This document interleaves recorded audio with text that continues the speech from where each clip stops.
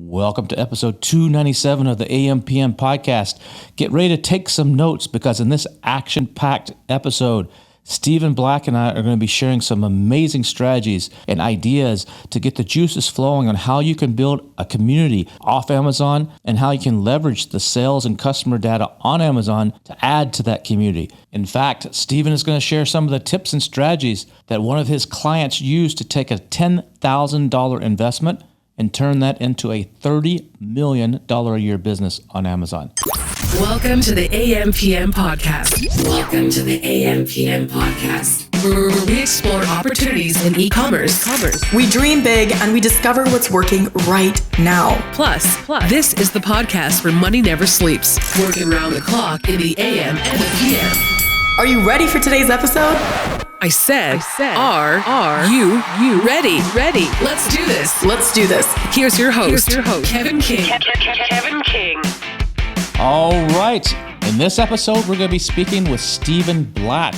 Stephen, I'm so happy to have you here on the AMPM podcast.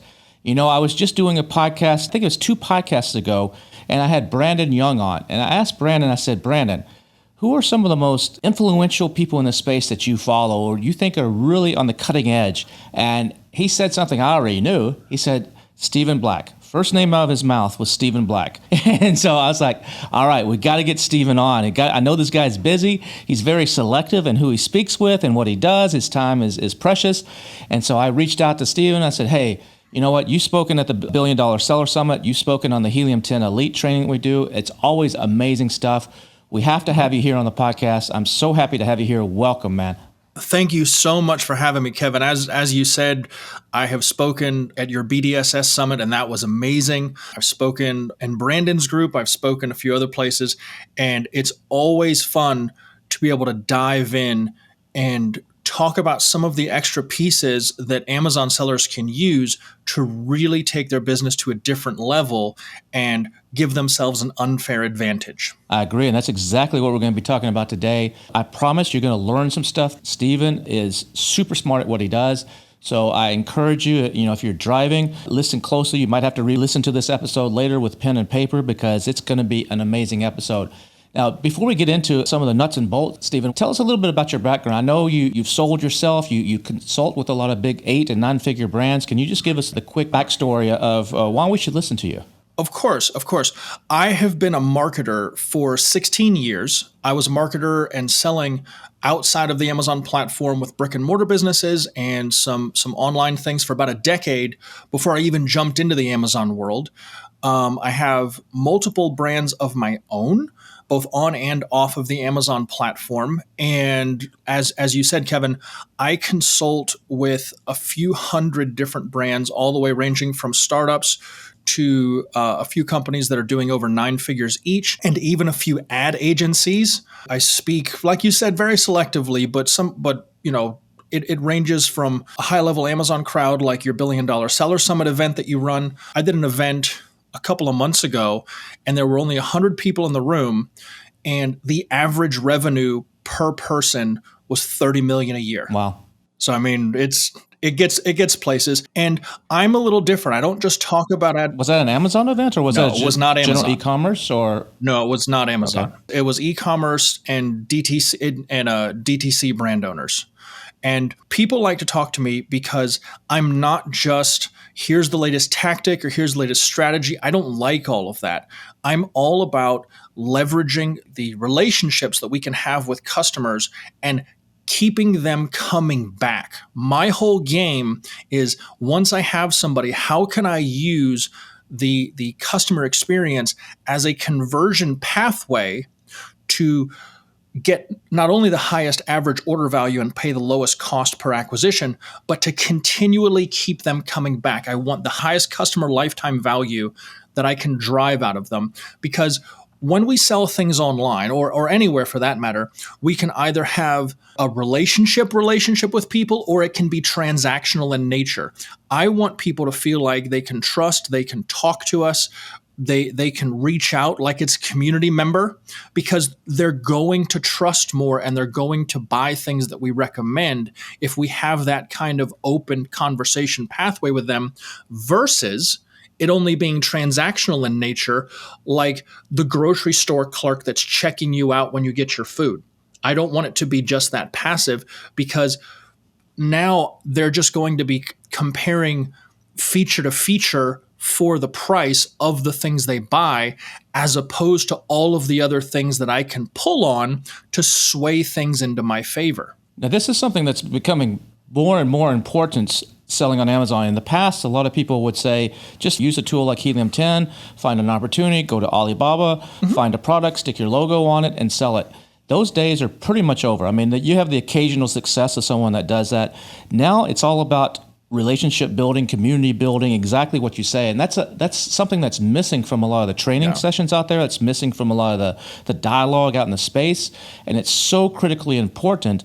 And it's something that a lot of people just don't really understand. So how do you even start this process? Right. Well, let's set this up as my mentality when I talk to Amazon sellers. Even if they're very successful on the Amazon platform, they're like, okay, like you said, where do I even start moving off of this? What I usually tell the Amazon crowd is, what is the biggest thing you're missing with only being on the Amazon platform? And that is being able to talk to the customers and owning the customer data.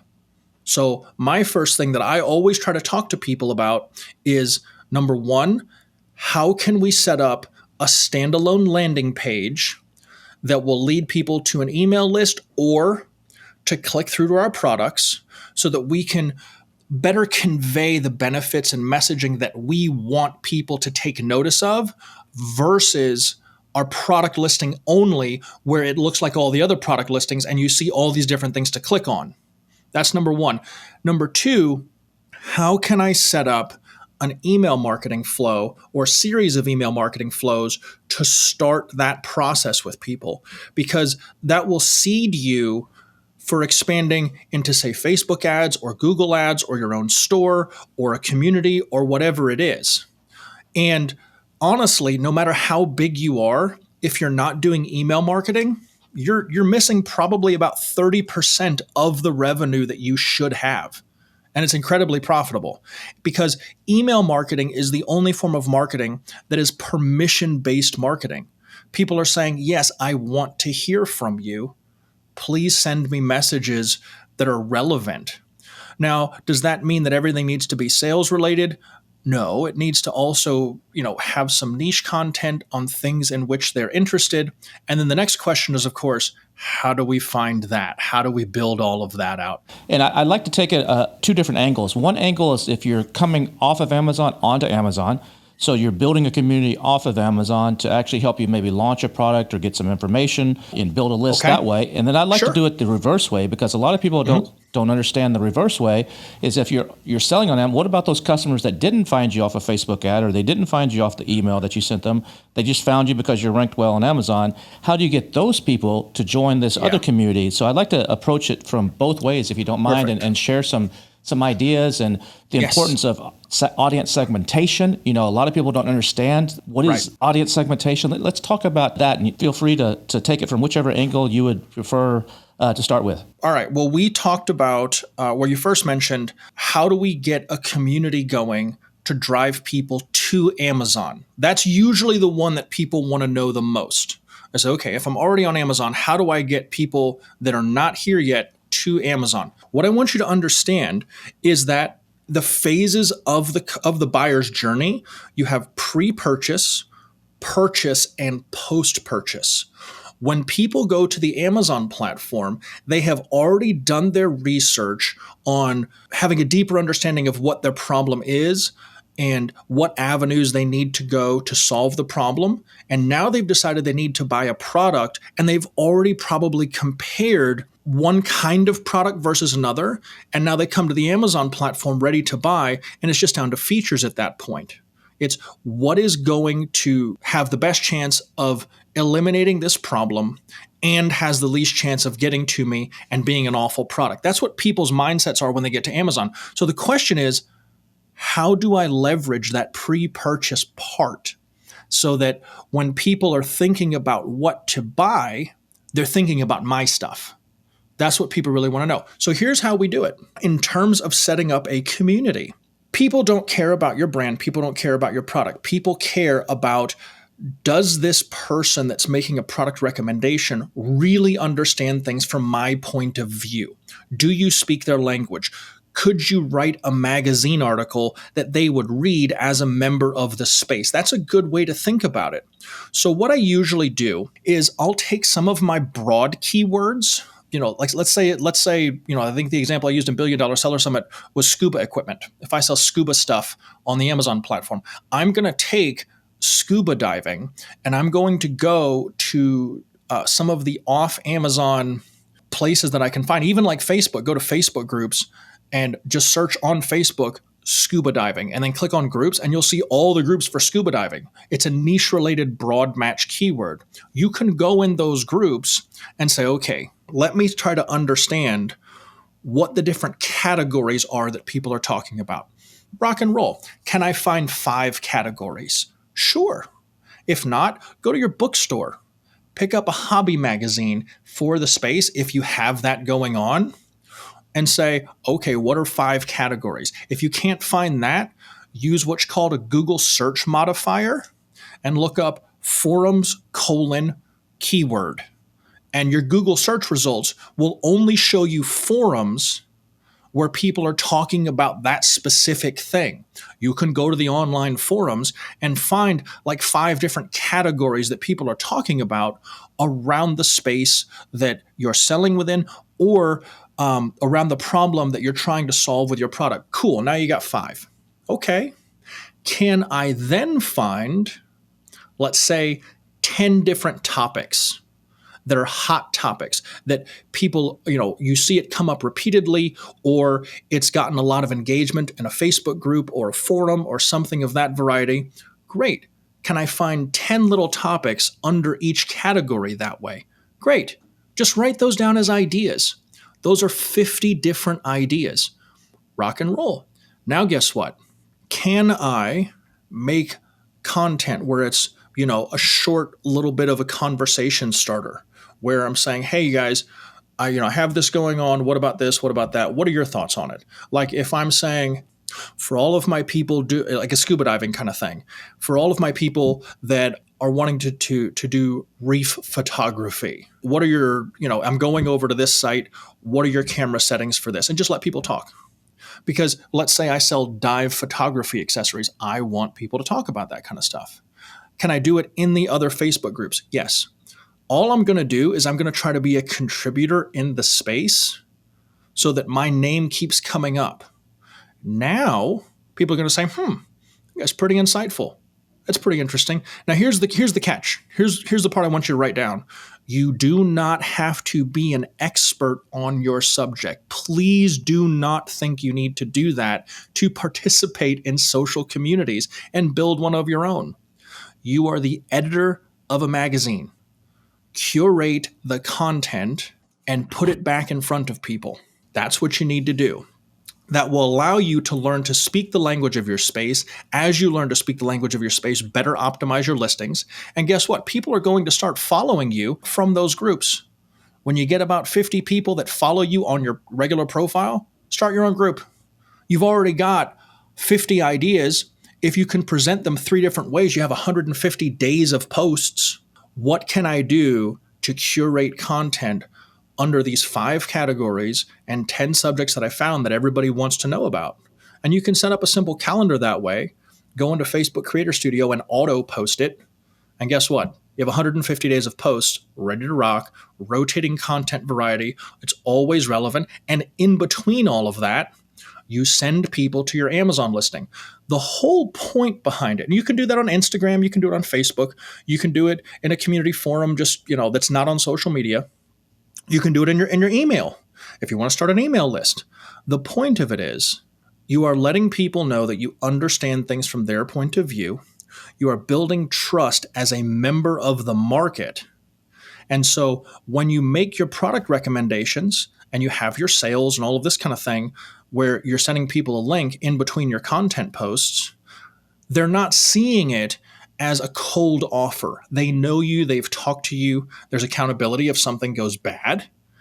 And because they see you as a member of the market, now you're making a product recommendation as opposed to a cold offer. Does that make more sense? That's kind of how that works. So there's a whole simple little system to take things, set up a community, or get a community to start following you to where you can set up your own, or an email list, or whatever you want, or a topic page on Instagram or Facebook, whatever you want, and then get people moving over.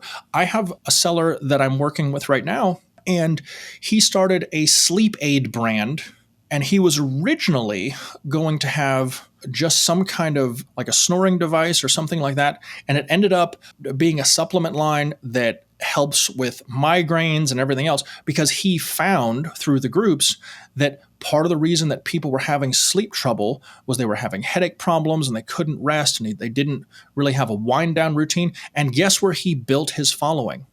Doing selfie videos talking about sleep tips on TikTok. It's that simple. He found what people were wanting, repurposed it as simple little videos, and he has like 13,000 followers, gets like millions of views on his sleep tips, and has made a migraine supplement brand. He's got other things going on where he's tying that in. People are asking him for a simple little digital course that he can tie to that to help them with accountability of winding down and getting better sleep, and people love him for it. It's that simple. You just have to listen to the audience, and they'll tell you everything you need to know. How big of an audience do you really need? Because, you have people that will participate, that will give you good information, but they're not necessarily buyers. So I see a lot of people that may try to start a community on Facebook, and they're like, I got 100 people or 500 people or 1,000. Is that enough? Because only a small percentage of them, in most cases, are actually going to turn into buyers. When you're planning those, recommendations, as you say, when you're the editor of the magazine, not an author of a book, as you like to say, make sure it's a magazine, so it's a variety of things, not just a very focused. As an author, would be very focused on a single subject. Yeah. Because I see, just as a quick little aside here, one of the things I'm doing to build communities right now, and I'm talking about this at the $1 Billion Seller Summit and at Sale and Scale in September, the big Helium 10 event in Vegas, is how to use NFT to actually launch products and build community. Because a lot of people think NFTs are just a little JPEG picture, but NFTs really are more about community. And they're big on Discord servers. And so you'll see 20,000 people on a Discord server. It's kind of like Telegram or like Facebook, but only 2,000 people end up buying the NFT. So it's like a 10% ratio there. Sure. So you're going to see the same thing when you're doing Facebook or Instagram or something. So can you talk about how big of an audience do you really need to build to actually leverage that properly to help you sell your products on Amazon or Shopify or wherever? Yeah. So no matter where you send them as a checkout point, you're always going to have a fluidness to your audience. You're going to have new people come in that are discovering your content. You're going to have people that it's not for them anymore. You're going to have people that buy and that's it. You're going to have people that buy and come back. You're going to have people that lurk. So one of the things that I really like to do is I like to take the questions that I find people are asking, usually 3 or 4 or even more word long tail search phrases around my space. I'll either have a piece of content written by like somebody that writes SEO articles or something like that, or I'll write it myself. I'll set up a basic content website. Nothing fancy. I'm not trying to go for millions of SEO views or something like that. It can even be like a simple Squarespace site that functions as a niche blog topic site. You can run Google search ads on those long tail questions that have super low competition, drive those to your site, and then take everybody that engaged with that as a custom audience over the last, say 14 days and drive them to an opt-in page for your group, period. And you'll start getting fresh blood that comes in saying, hey, I know these guys. I read that article. Sure, that's great. So these long tail questions, where are you recommending they get them from? Answer the Public, or where would they be getting these long tail questions from? Answer the Public or Quora usually is a good spot for those. I mean, Answer the Public is going to be the easiest one because it will give it to you in both a visual diagram and as a downloadable spreadsheet. If you use the Chrome extension Keywords Everywhere, it will also give you search volume and trend data for those long tail searches, so you can see exactly what searches are producing what results and what the competition is and blah, blah, blah. And it's very, very easy to say, okay, here's a bunch of long tail keywords. I've had some articles written for, say, 20 of the top searches. Can I set up simple Google searches for $5 a day as a campaign to get anyone searching anything near that to come over to my site? Sure. Super duper easy. You're getting people for pennies to come to your site, and you're not paying for it unless they actually click to come over to your site. And then it also means you're not having to pay much to get people into your community or onto your social media topic page or wherever you want to send them, a Discord community, wherever it is. But the point is, you've qualified people who are joining your community. This is how you get higher quality people, because they have taken action to say, I want to know more about my problem. And if they join the community, they're saying, I want to be around other people who are either part of my same passion pursuit or have a similar problem to mine. And that means they'd like a solution without having to waste time. I try to keep track of what I call speed to conversion. That's something in the content marketing world where when you get first touch with somebody in a community environment, how long is the average to see a sale from that member? And usually about 28 days is what we normally see when people first touch content, to where you can usually make a sale off of them. Or you'll start seeing a drop off in engagement. People usually know within about 28 days, unless it's like a really, really high ticket kind of thing. I mean, we're talking like thousands and thousands of dollars. People pretty much know that either they want something or they don't within 28 days. Now that's bringing everybody to Amazon. We can drive people to content. We can repurpose it. We can send people to the community. We can take everybody that engage and send them an advertisement with an offer. We can totally do all of that. But this is how you start manipulating the customer experience and qualify people to see your offers and send them to Amazon. Now let's shift gears, I think would be good. And let's talk about how to get people from Amazon to an email list or to a community. Now, years ago, I started talking about the whole QR code and messenger bot thing, and it kind of has taken to be normal now. Everybody knows about you running QR codes. Everybody talks about messenger bots, all of that kind of thing. But what people don't think about is, okay, what do you really have to get people to notice you? We cannot email people on Amazon directly outside of their transaction. We just don't have that leverage anymore. And so how do we get people to stop opening and playing with their product and actually pay attention to the point where they're going to come and actually try to be part of a community or talk to us? Where I'm going with this is, can we spend a little more to go from having just a generic postcard style insert to something that is more of an attention capture device?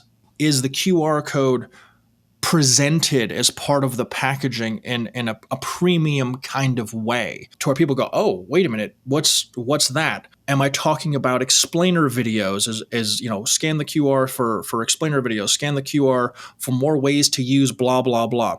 People really like use cases and speeding up the process to better use what they've just picked up. Okay? Just to interrupt you on that. Go ahead. That's a good point that he just made. Pay very close attention. Most people are just putting a little business card, or they're putting a little, like you said, a postcard kind of thing as a package insert. And honestly, I buy a lot from Amazon. I mean, a lot. And the first thing I do is I don't even pay attention to that stuff. Sometimes they'll put the big stop sign. It's right on top of the box. So right when you cut it open, you see like a big stop. I don't even pay attention to that. The only time I pay attention is if I'm trying to reverse engineer, my competitor to see what they're doing. But what I do now with a lot of my products is I actually make this capture actually feel like it's a part of the product. Sometimes you get a product and inside the package there's multiple packages. One's got the, I don't know, I'm just making this up, the adapters in a box, and then another one's got the device in a box. Another one has the cord in a box. I will put another box in there that looks cool, that actually when they open that up, that is my attempt to get the lead capture, my QR code or my whatever. So it almost feels like it's part of the package. You can't miss it. You can't miss it, and they pay attention. But go ahead, Stephen. Yes, you're absolutely 100% right, Kevin. That is absolutely what people need to think about, and that's why I use the word attention capture device. If it looks like it's part of the stuffing and the padding and the packaging that's disposable, people are going to dispose it. You're allowing it to be wallpaper. You're saying, hey, please, if you're bored, kind of notice us, please. Whereas what Kevin was just talking about, where you make it an actual part of the product, or you make it part of the display when they open the package, you make it something important that they know they should look through. Now they're paying attention. One of the things that I did for a long time is on all of my packaging, I made sure there was a cutout in the packaging. And instead of just a regular card, I spent $2 extra per unit, and I had plastic, like credit card like material printed with the QR code. So it looked like it was like, now you're part of the club, you have the thing. Because when it looked like a credit card, it felt like that plastic deal. People didn't throw it away. They're like, wait a minute, what is this? And it was so different that if you pick that up, you go, wait, okay, hold on. What is this? And when I get people into that, my first thing out of the gate is always a thank you video. Always. Hey, I'm a real person. This is us, Thank you so much. This is what you can expect. If you click the link below, this is what you're going to get. Here's some how-to videos. Here's our community of other people just like you. This is what we talk about. We'd love to see you in there. You can talk to me in there, blah, blah, blah.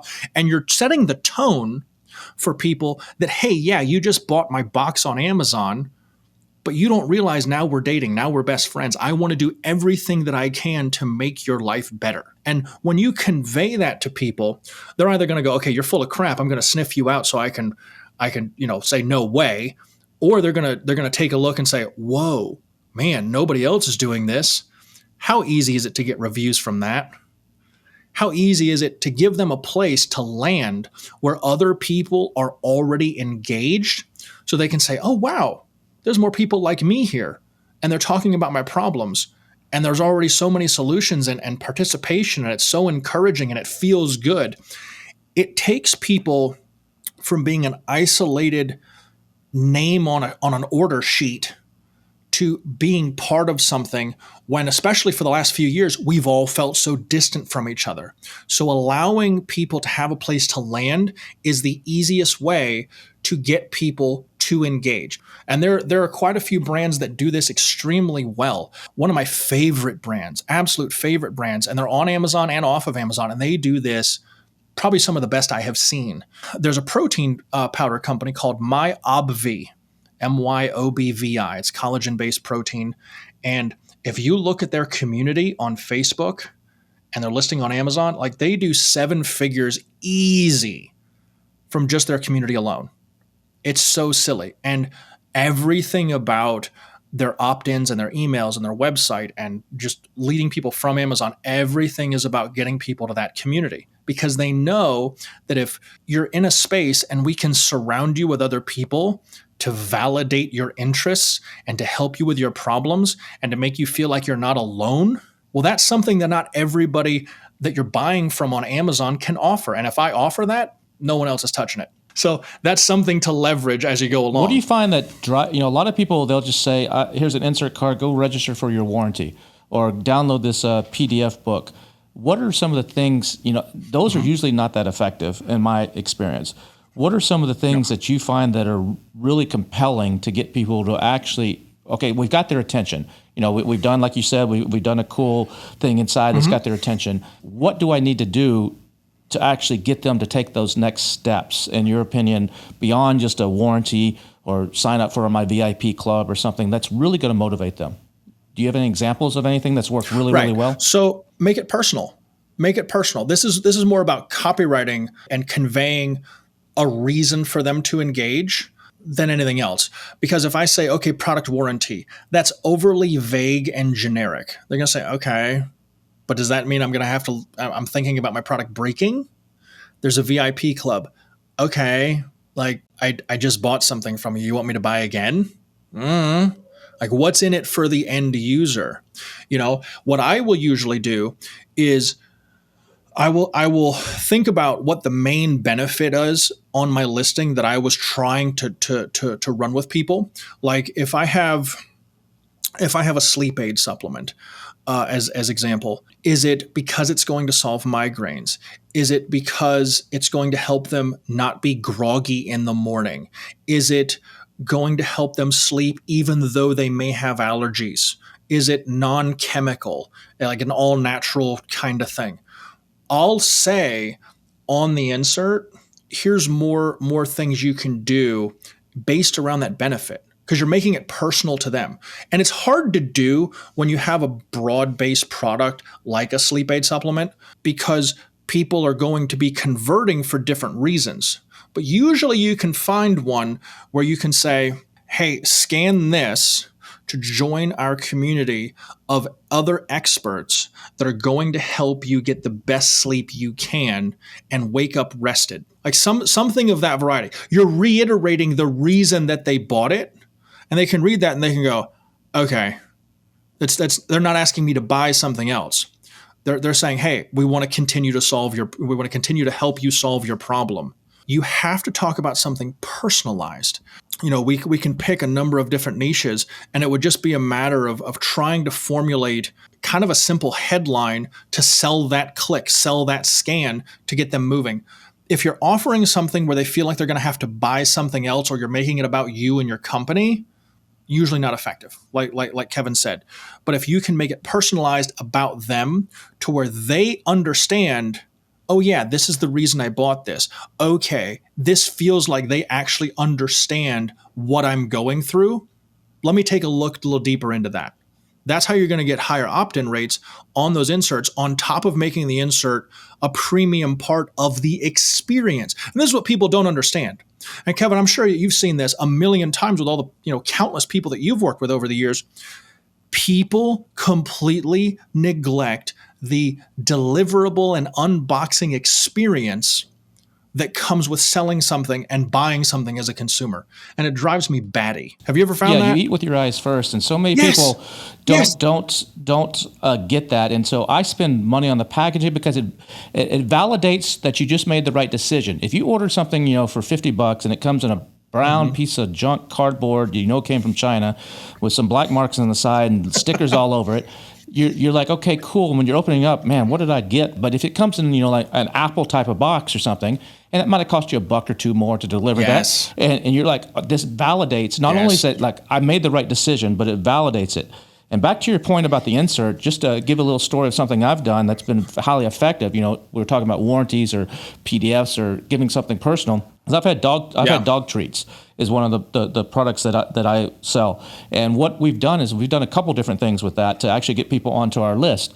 And what we've done is if I'm selling a dog bowl, that people buy the slow feed dog bowl on Amazon. It's a custom dog bowl that I designed. Mm-hmm. And then the insert actually says, we have a special cleaner for this. We'll give it to you. We've done it for free. Just go to our website, and get this special cleaner. It's better than soap and water, and we'll send it to you for free. We've done tests with free plus shipping and free. And we've done it with dog treats where it says, get a free sample pack. Say I have got 6 different products on Amazon, 6 different dog treats, duck feet and pig and whatever, these different little treats. Yeah. I'll make a little gift box, it's really small. It's really lightweight and ship. It's got like one of each treat, like a little box of chocolates almost, that will say, go to the website and we'll give it to you for free. Yes, that costs me money, but I get a very qualified person, a very interested person who is very appreciative of me. And then when they come to the website, I ask them, what's your dog's name? Oh, my dog's name's Fido. How old is he? What breed is it? I get just some 3 or 4, I don't go through a big, huge questionnaire. And then what we do is on their dog's birthday, they'll enter the dog's birthday. And about a week before the dog's birthday, we will send the dog a present through the mail. And the dog gets this present that is so through smart. the mail, and they're like shocked, and they're like, "Holy cow!" Wow. And this costs me, it depends on what it is, but between $3 and $8, depending on the offer, and depends on the product price. And yes, it comes out of my margin, but the dividends it pays in reviews, people are always saying, how do I get more reviews? Wow. The dividends, people will buy it just because of that. It's like I always remember I used to buy when I was in the movie, I used to do a lot of television production. We would buy blank, you don't have to do this anymore, but you have to buy the blank beta tapes, to put in the camera. And there's this company out of Philadelphia that we would buy from, and they would always put 2 little packs of M&Ms in the package. So you buy a case of tapes, and inside the package, 2 of those like Halloween size packages of M&Ms. And I would order from them just because of the freaking M&Ms than I would from somebody else, because I could go down the store and get that. But those little things make a huge difference. And yes, comes out of the marketing budget. Yes, that cuts into your margins. But if you can get creative with something like that, you build a huge list of loyal raving fans that you can then market to. And that's what so many people don't understand it. And your customer list, Stephen said this earlier, is your most valuable asset. Maybe your IP could be up there with it, but your customer list would be next. And so many people think they make a sale on Amazon, I'm done. And that's it. It doesn't matter. You're selling a spatula. Well, they don't need a second spatula. I'm not selling a continuity. No, you're not done. Like he said, the email, so many people don't understand. They feel, I don't want to spam my customers. I know people that have lists of 200,000 emails. They've never emailed them once. I'm like, holy cow, you're sitting on a gold mine here. It's just amazing. If you build the right relationship, people will buy from you over and over and over. And you've got to be thinking about that, especially in how competitive Amazon's gotten these days. It's the way to build a brand. It's the way to build a business. And what Stephen is saying here is so critical. You've got to pay attention to this. And maybe you can't do it when you first start because you're on a super tight budget or something, but you got to have this in your roadmap and in your plan to get to this point if you really want to stand apart. Again, think about the personal thing that Kevin was just talking about with his dog treats. It's something completely unexpected. It's something that when the customer receives that, they know that it was an unnecessary thing, but the company went out of their way to still send that. They know that. They may not have bought for months, but guess what? Now that repeat purchase rate or people coming back in to buy other things, their barrier to conversion is now so low. When they receive that treat in the mail, guys, they're looking for a reason to engage with the company. He's given them something that they need to reciprocate. They get this gift and they're like, oh my gosh, okay, that's amazing. Yeah, next time I need to buy something, I know exactly where I'm going. There's no version of I'm going to shop elsewhere. There's no version of I'm going to compare and see what else I can get. No. You go, okay, I know who's going to take care of me. I want to be involved like this. And you've got to understand your customer too. You got, like he said, the intent. And we'll talk about understanding buyer intent here in a second. But you got to understand what's valuable to your customer. Just giving them something that you think is cool may not be cool. Here's another quick example. Is one of my past businesses back in the late 90s and early 2000s, putting sexy girls on baseball cards was a thing. It was a big business where you would go out and you'd shoot bikini models or you'd shoot Sports Illustrated models or, it even went to like Playboy models and stuff on little baseball cards. Just like, collect a football or basketball, stars. People collected these. And we had a company that we did that. And what we did is to our customer base, every year, we would hire a sexy model in lingerie and have her doing something with Santa Claus, sitting on like doing something with Santa Claus in a sexy way. And then we would create a card set because these are collectors, because we understood the mentality in our buyers.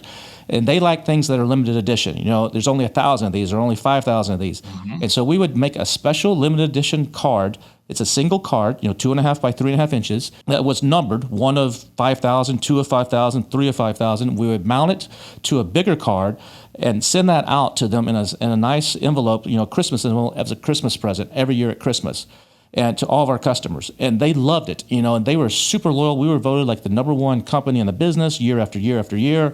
And it just paid such huge dividends, and it gave them something that they exactly wanted, and it played right into their psychology and right into their psyche, and they ate that up. So you have to think of things in those terms, not just something that's cheap and easy. You go to a conference and people are here's a keychain with our logo on it. Who gives a crap about that? Who's going to use that? I don't even take the gift bags mostly at these conferences because people haven't thought out what is actually practical and usable to that audience. They're just doing whatever the latest promotional thing is or something they can do for cheap. So you have to think in those terms. Yeah, and to piggyback on what you're saying there, Kevin, what I always think about is the things that I'm optimizing for in terms of keywords are search terms. The things that people are using to search for certain products are not the same terminology and language that are the reasons they're going to convert. And what Kevin is talking about is doing what we spoke about in the very beginning of the podcast, going to where your customers are hanging out. Maybe that's on social media. Maybe that's on a Discord. Maybe that's on some forum somewhere. And being able to read those conversations. There's an old school thing in marketing called a focus group, where you would get a bunch of people together in a room and you would present different things to them, and psychologically evaluate their responses for, product development and marketing and a few other things. Guys, social media, anytime that you can go and read through people's conversations, that is a free archived focus group. Facebook groups are focus groups. Where do you think I scuba dive, but where do you think I learned so much more about what's really important to all of the other divers? I went through Facebook groups.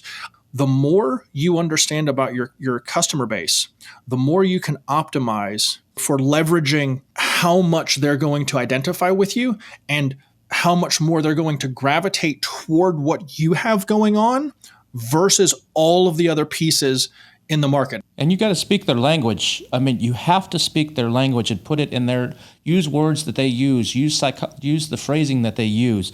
Another good example is if you listen to episode 294, the first podcast that I hosted of AMPM podcast a couple weeks ago, I interviewed Manny Coates, and the original founder of Helium 10. And in that podcast, we talked about how Manny's launching this NFT project called Bulls and Apes Project. And I've mentioned this a few times that I'm launching an NFT project primarily for the reason of community, not to have some JPEGs that hopefully go up in value, which, like I said, I'll be talking about later. But Manny is already doing this. So when he launched his project at the end of May, what did I do? I did exactly what Stephen is preaching to you to do. I didn't go to Facebook or Instagram. I went to, in the NFT space, Twitter Spaces. It's kind of like Clubhouse. When the pandemic, Clubhouse came to be a thing. Yes. And now it's Twitter Space. Yes. Twitter Spaces is where all the NFT talk is happening. I've had a Twitter account since like 2013. I think I had 2 followers at the time. And now I have a few hundred because I joined a Twitter space. But I went and listened to Manny's Twitter space because when they launched their product on May 31st, they did 24/7 Twitter spaces for like 5 days to launch the product, to help sell it out. Just constant. They had guests coming on, people that had bought coming on. And I'm like, this is the perfect freaking opportunity to do exactly what Stephen is just saying, to go in and listen to these people. Yes, some of it was bored me to tears, but every waking minute for 5 days, I was on there, not because I wanted to know what's the coolest thing that he's doing. I wanted to get into the psychology of the buyers. I wanted to know, what are they talking about? What's important to them? Why did they buy this stuff? And the information that I got and the insight that I got is irreplaceable. I could not have read that in any blog or any magazine or any book or anywhere. And then I just went to NFT New York, 16,000 people at this NFT conference in New York. And I went there, I listened to some of the talks, but I was there primarily to size up the audience, to talk to some people, to look at, okay, what is the age group of these people? Okay, I see they're mostly 18 to 25-year-old guys with no business experience that are trying to do this and this and this. And it gave me some really good insight. I don't need to become an expert in that space, just like Stephen said. I don't have a super passion, but I see the power and the way to leverage this, and I need to understand that. And so when I create our project, that's how we will create it with that in mind. And it's so critical to do this. And so many people don't want to take these steps or don't want to do this. And like Stephen said, it used to be focus groups. You'd have to spend a lot of money.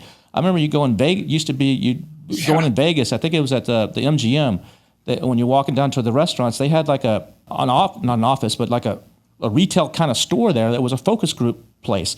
And they would just grab people. They have people with clipboards out as you're walking to go get your hamburger or something and say, hey, do you have 15 minutes? Will you come in here? We'll pay you, $100 or buy your hamburger for free if you'll come in here and watch this short little commercial and give us your feedback. You don't have to do that anymore. The internet is so valuable, and you can get so much information. Use this and create your listings this way, build your audience this way. And it will make a huge difference. It's not an overnight success. This is not, you're going to do this and it's not a field of dreams. It's not, you got to execute. And it takes a little bit of time. But once you get the snowball rolling downhill, you'll have an avalanche before you know it. Yes. 100% agreed with everything that you just said. I mean, and not to beat a dead horse, but honestly, even a little bit of effort, the more you know about your customers, the easier a time you're going to have, not only leveraging the information for more sales on what you already have, but it's going to make your product development a lot easier too. There are so many things that I had as original ideas from some of the data like we all play with in Helium 10 and elsewhere, but then I go and actually do some of the social listening and find out what's really important to people. And I'm like, ooh, here's another thing that people want solved. I don't really see any features on some of these products or what some of the brands are putting out that are kind of addressing this need that the market is continually talking about. So if I address that need, I don't really have much competition, and the market and the hunger for it is already there. So I always try to go that route. I think you might have, maybe it's already a term, but if not, I'm going to give you credit for coining this term, social listening. Social listening is, I don't know if that's something that people have used before, but I like that. That's going to be something I'm going to latch on to. I will confess, I picked that up. I picked that up from the content marketing world. Okay. It's not my original term. It's just one that I beat to death. You know, if I go into a group and I pose as a user and ask an open loop type question, or if I say, hey, I'm new, can I find out about blah, blah, blah?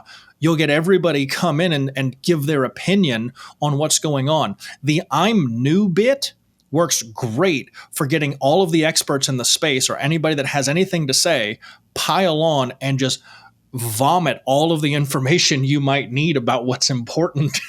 It's so easy to do. So I think one of the things that you said was a great, I think this might have been one of your presentations at $1 Billion Seller Summit or something. You said, actually, this is a good line to put when you go into a social media group. Like you said, say you're new, but you specifically said, right, to post this, you know you're a blank if when you blank. And then you put in parentheses, answering comments. You know, so the exact phrase is, you know you're a scuba diver if when you whatever the answer is, you leave that blank, so they're filling in, answering comments in parentheses, and people will then start just filling it in, and you'll get so much valuable information.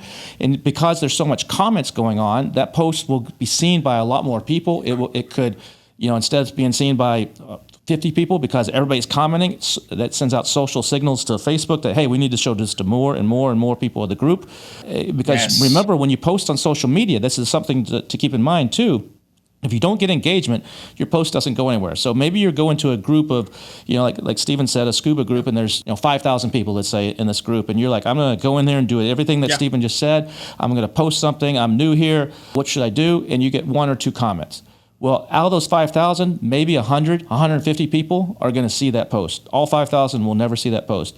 But if you post something that gets them to respond and give the same answer, not a yes/no answer, but different answers, then Facebook sees that as this is valuable. Instead of going to 100, 150 people, you might reach 1,000, 1,500, who knows, 2,500, maybe the whole group if you're lucky. That's the way you got to get this information. And to piggyback on that, you're going to get momentum. So if you do something like I talked about and have a set of posts ready to go, when you post each day and you start building engagement momentum, Facebook will see that and they'll say, okay, this person's posting, we're going to go ahead and give it a little more reach because it's creating a better user experience. And they're getting those user experience signals because of the engagement rates, like Kevin said. I have multiple groups that in which I post, and usually within 48 hours of the post, I've reached a full 20% of the group's members organically. That's awesome. And that's crazy business. And if you can do that over and over and over and over again,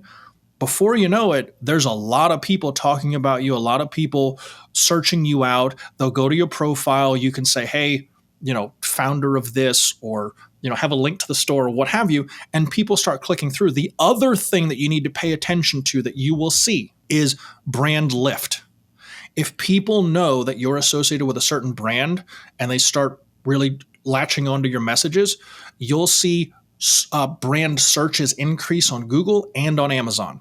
Happens all the time. And while I'm talking about that, one of the things that I like to do, this is a separate little trick where I use Shopify and Amazon together, because I like to use Shopify before I send people to Amazon, because I like to be able to keep the customer data, and I have better advertising tools available to me when I use a Shopify store. But what I'll do is my highest intent audiences that come to my store, let's say abandoned cart or abandoned checkout, I will create a custom audience of them on Facebook and Facebook's Audience Builder. And instead of retargeting them to my Shopify store where they can check out with the order they already have in the basket, if I have those items on Amazon, I will almost always run a reach campaign. And the reach campaign on Facebook just says, put this in front of as many people as possible. And if it's a custom audience, it's just that small group of people. I'll say, hey, you left something at the store. Did you know you can get this on Amazon for a couple of dollars cheaper and get it 2 days with the Prime experience? Now, what I'm doing is I'm sending them over to Amazon. And even if they don't click on the ad, they're going to go and search either my brand or by the product name, and they're going to look for it, right? So I get that. And because of the perceived discount, because my Amazon listings are a few dollars cheaper, there's a perceived discount, but they're still buying at full price. And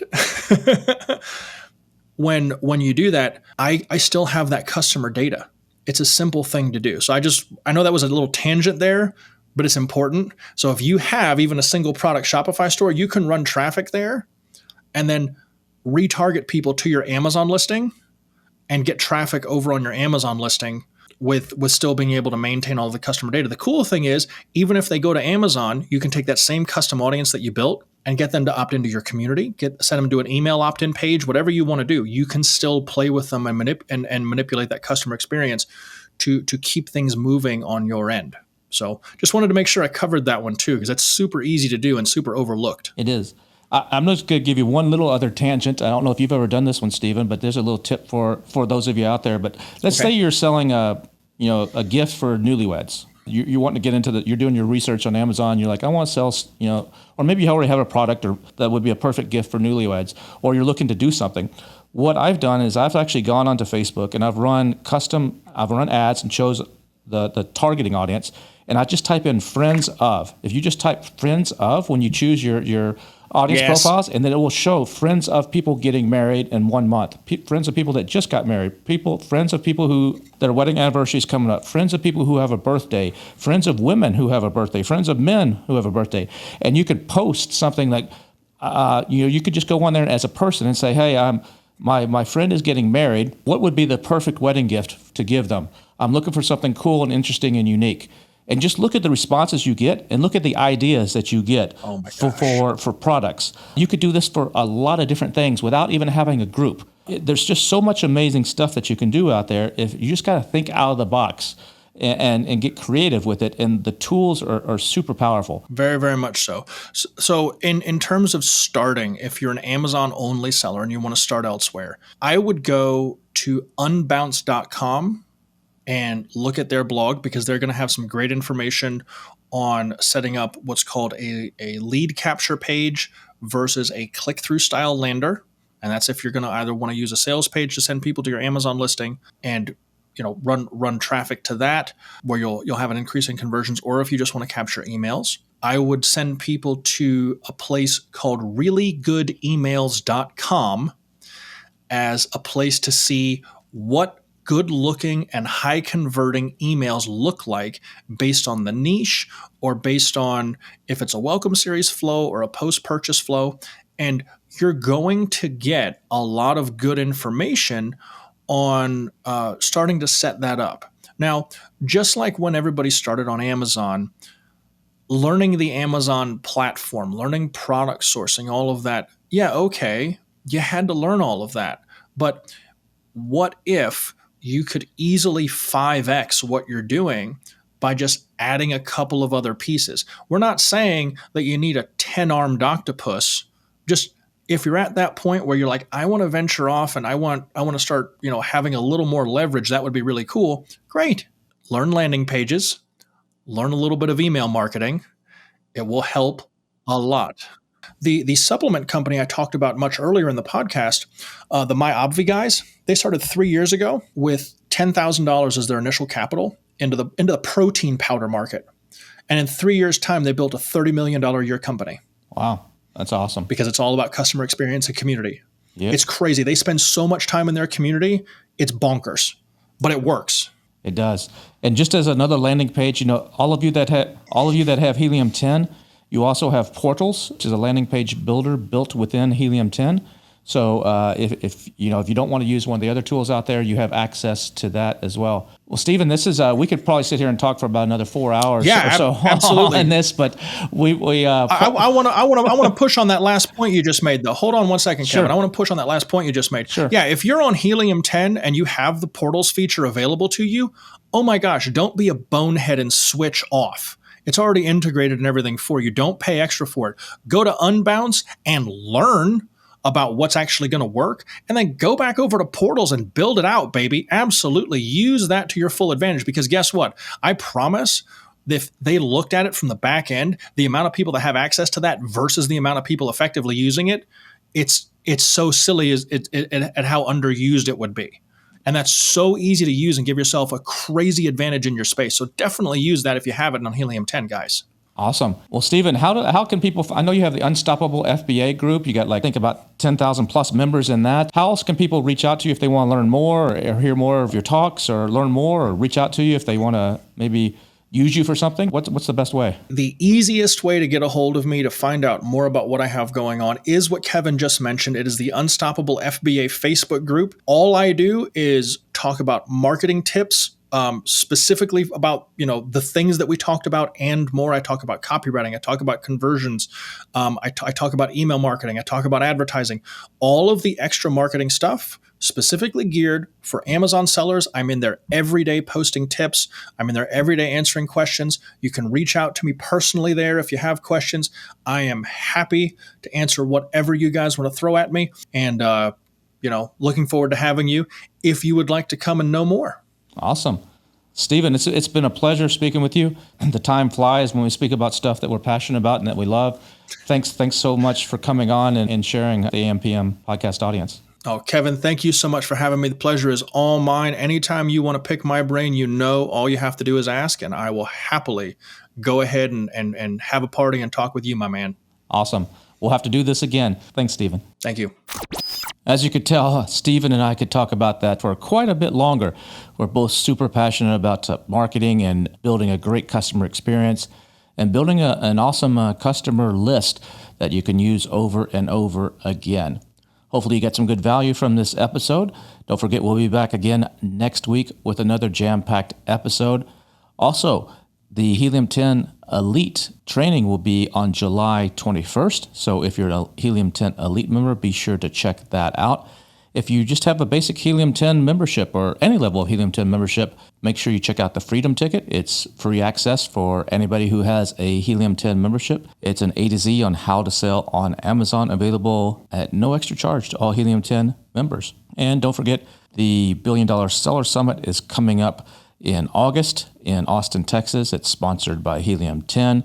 And I'll be speaking at the Sale and Scale event, the Helium 10 event in Las Vegas in September. So just to close out with this week's Golden Nugget, kind of along the lines of what we just talked about today. Remember, people follow incentives, not advice. People follow incentives, not advice.